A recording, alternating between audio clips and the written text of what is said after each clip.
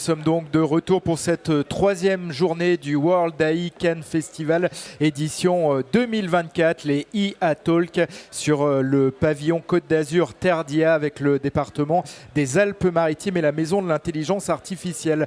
On va parler aujourd'hui de l'IA et du handicap avec trois invités. Tout d'abord, Christine Texera, directrice générale adjointe chargée du développement des solidarités humaines au département des Alpes-Maritimes. Eddy Domas, qui est donc CEO de Vertu, et Mathieu Marian, qui est CEO et fondateur de Somanity. Bonjour à tous les trois. Alors la parole tout d'abord à Christiane Texera. Présentez-nous votre activité, le lien entre le département et le handicap. Tout d'abord, puisque c'est une compétence, le département des Alpes-Maritimes, de soutenir les personnes en situation de handicap.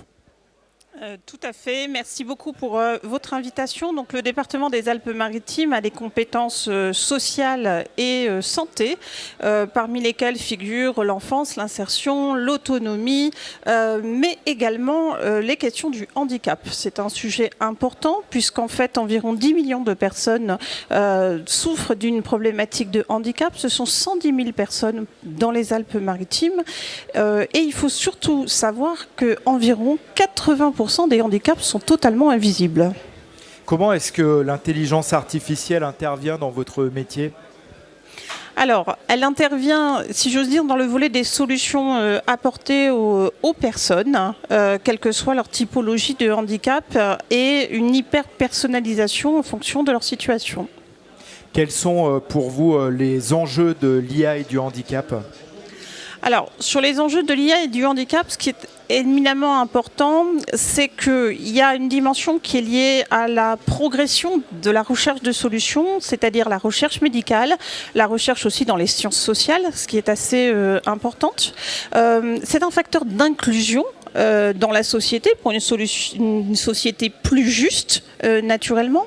Mais l'IA doit aussi lutter contre les biais cognitifs, puisque la représentation un peu sociétale d'une personne en situation de handicap, c'est avant tout des personnes qui sont en fauteuil roulant. Or, ce n'est pas la majorité d'entre elles. Est-ce que le département des Alpes-Maritimes participe à l'aide à la recherche, à essayer d'avoir des startups innovantes qui s'installent dans ces domaines-là ?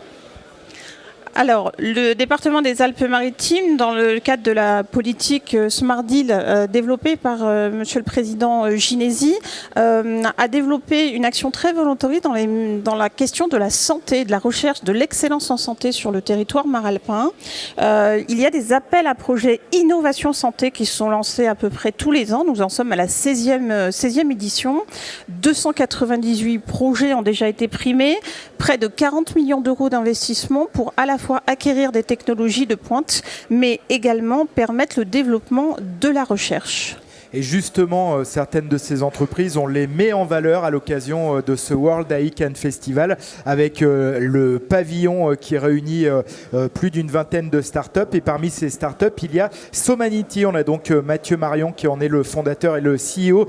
Bonjour Mathieu. Bonjour. Alors, présentez-nous ce que vous faites, vous, dans votre startup. Alors nous, chez Somanity, on conçoit, on développe des exosquelettes pour les personnes atteintes de handicap moteur. Le but étant de pouvoir permettre à toutes ces personnes de pouvoir marcher, courir, prendre les escaliers pour moins de 10 000 € en reste à charge. Donc vraiment d'avoir un dispositif qui soit accessible à tous en termes de prix.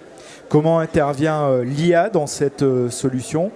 Sur les mêmes points qu'on a déjà évoqués, sur l'hyper-personnalisation de nos dispositifs, sur la capacité du dispositif à marcher et à s'équilibrer, quel que soit le type de handicap ou le déplacement du centre de gravité de la personne, et aussi dans l'analyse d'environnement, puisqu'on a des exosquelettes qui aujourd'hui vont analyser, décortiquer l'environnement ambiant, regarder s'il y a un escalier, s'il y a une marche, et pouvoir adapter la marche de l'exosquelette en fonction. Et aujourd'hui, est-ce que ces exosquelettes, ils sont fonctionnels sur des personnes ? Combien de personnes en bénéficient ? Alors aujourd'hui, on a commencé nos phases de test sur la partie essai clinique et validation médicale, donc ça va prendre encore un peu de temps étant donné qu'on est dans les dispositifs médicaux. On sera dispositif médical classe 1 sur un premier exosquelette de rééducation qui permet à des gens post-AVC ou après des fractures de pouvoir se faire de la rééducation beaucoup plus rapidement. Hein. Et d'ici 2027, on aimerait proposer ces exosquelettes qui permettront à toutes ces personnes de pouvoir évoluer librement dans des milieux un peu plus complexes, prendre les escaliers, prendre le métro et vraiment pouvoir se libérer de la partie fauteuil roulant. Alors c'est sur de la rééducation, vous l'avez dit, mais est-ce qu'on peut, c'est un peu ce que vous venez de dire, imaginer à terme des personnes qui ne marchent pas, qui pourraient donc marcher grâce à ces exosquelettes? C'est notre but final chez Somanity, c'est de pouvoir proposer ces dispositifs au plus grand nombre. On commence par la partie rééducation pour des questions de simplicité et de validation médicale, mais dès qu'on a lancé nos exosquelettes de rééducation, on se lancera aussi sur la validation médicale qui prendra beaucoup plus de temps de ces exosquelettes qui permettront à ces personnes atteintes de handicap moteur de pouvoir se verticaliser, marcher et prendre les escaliers. Qu'est-ce qui vous manque aujourd'hui pour aller jusqu'à cet objectif final ? Du temps, comme toute entreprise. Après, on est aussi sur une levée de fonds qui arrive pour pouvoir continuer ce financement, notamment sur la partie validation médicale qui est très coûteuse aujourd'hui en France, et du temps pour qu'on puisse continuer à poser nos dispositifs. Aujourd'hui, en termes d'ingénierie, on est plutôt avancé puisqu'on a une validation mécanique qui est passée, une validation électronique, donc on est conscient que nos dispositifs vont marcher et marchent d'une certaine façon. Maintenant, tout le challenge est de les faire valider en dispositif médical. On parle beaucoup de l'écosystème mis en place ici dans le département des Alpes-Maritimes, justement avec le soutien du département. Ça vous a aidé à avancer cet écosystème? Vous avez trouvé des partenaires autour de vous, l'université par exemple, d'autres entreprises qui vous ont apporté leur savoir-faire? Alors oui, surtout au niveau du département sur la partie recherche, on sait que les Alpes-Maritimes sont un bassin au niveau de la recherche. Donc nous, on est beaucoup en partenariat avec l'INRIA, mais aussi avec le CHU Nice, qui est un des plus gros CHU de France, avec lequel on travaille énormément sur la question du handicap, de l'inclusivité, de nos dispositifs exosquelettes, mais aussi d'autres utilisations de nos exosquelettes, comme par exemple pour la partie gériatrie, maintien à domicile des personnes âgées, etc. etc. Eddy Domas, vous êtes le CEO de Virtu. Que fait votre entreprise ? Bonjour, alors chez Virtu, on est spécialisé en la création d'interfaces haptiques. Haptique, en fait, c'est la simulation du sens du toucher. Ça va nous permettre de créer en réalité virtuelle, en réalité augmentée, mais aussi dans des applications plus classiques pour les smartphones, des sensations qui vont aider les personnes qui vont avoir des problèmes d'accessibilité, de sensibilité, notamment des personnes qui ont eu un AVC, vont avoir du mal à sentir, en fait, à bien se mouvoir dans ce type d'application, mais aussi d'aller permettre, comme je le disais en réalité virtuelle, de faire de la rééducation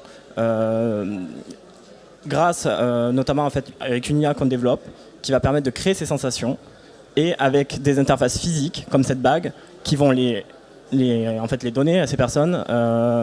On peut aller vraiment faire de la rééducation personnalisée, même hyper personnalisée, parce qu'on génère les sensations en temps réel.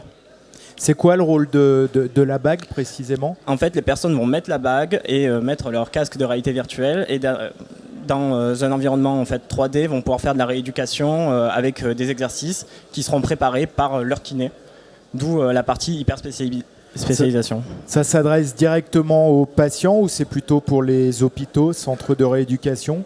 Alors actuellement, on est aussi dans une phase d'essai clinique. On a ce qu'on appelle le label Deep Tech. En fait, on vient de la recherche, nous. Et derrière, le but serait d'aller fournir les hôpitaux, les cliniques de rééducation, mais aussi en fait les kinés dans la médecine en fait de village, comme on dit. Car en fait c'est les moins bien équipés pour ce genre de type de rééducation et ça permet de la rééducation à domicile. Ça semble très proche, vos deux activités. Avec Mathieu, vous collaborez déjà ensemble? Oui, on collabore déjà ensemble, notamment en fait, sur le fait de donner un retour sensoriel au niveau de l'exosquelette de Mathieu. Merci beaucoup à tous les trois d'être venus nous parler de l'IA et du handicap. On va se retrouver dans quelques minutes pour un prochain rendez-vous des IA Talk. À tout de suite.